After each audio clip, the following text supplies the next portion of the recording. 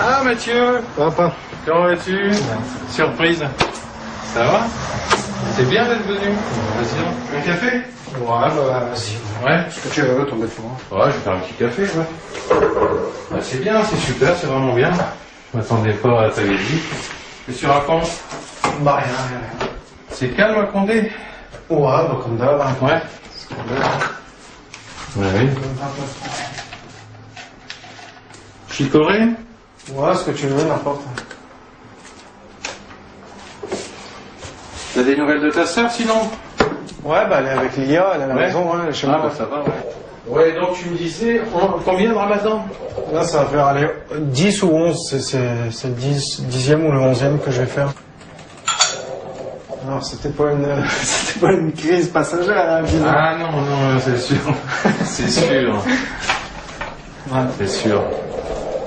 Voilà. Il m'a pas fallu finalement très longtemps pour découvrir que ça n'était pas qu'une crise passagère, que c'était vraiment... c'était ça, quoi. Il avait ça en lui, quoi. Voilà. J'avais quelques doutes parce que il était déjà très souvent avec ses petits copains donc, de la cité Saint-Pierre à Condé, donc avec tous ces petits copains donc marocains, enfin d'origine marocaine, algérienne, tunisienne et autres.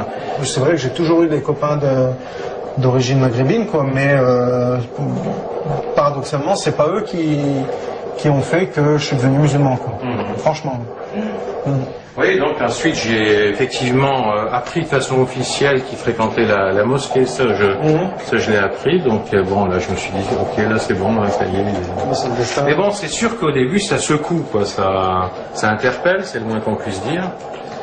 Mais après il faut rapidement essayer de comprendre, parce que si on n'essaie pas de comprendre, on va camper chacun sur ses positions et moi, je risquais de les perdre tous les deux, hein, puisque ma petite sœur...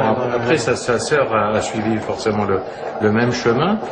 Mais donc, si on n'essaie pas de comprendre, on perd ses enfants. Donc, c'était pas le but non plus. Donc, Mathieu m'a carrément même prêté des bouquins, notamment sur la réflexion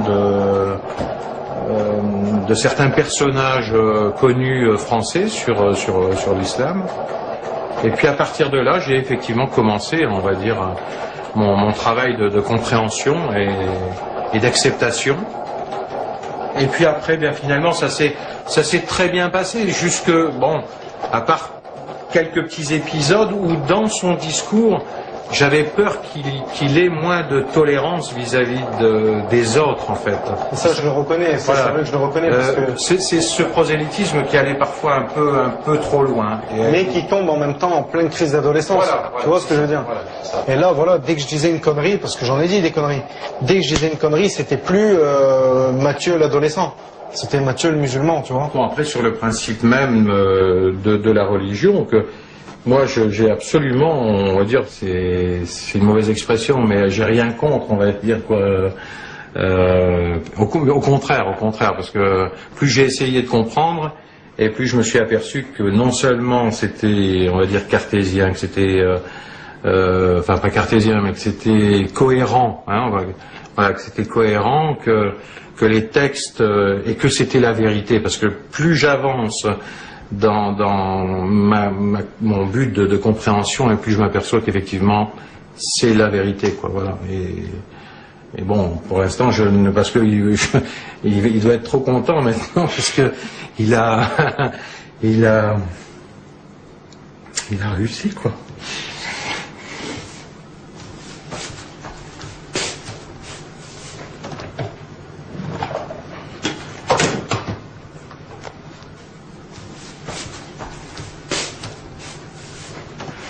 C'est à la lecture des textes,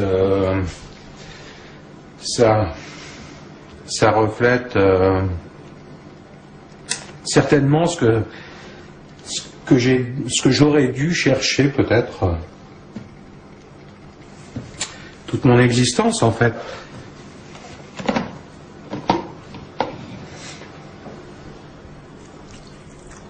Surtout que je connais son travail dans le milieu dans lequel il évolue, dans un milieu parfois difficile où il y a des jeunes qui sont désœuvrés, qui sont en quête de vérité, de recherche spirituelle, et il a désamorcé parfois des situations plus que ubuesques, plus que difficiles, grâce à la religion, et ça c'est formidable, quoi, voilà.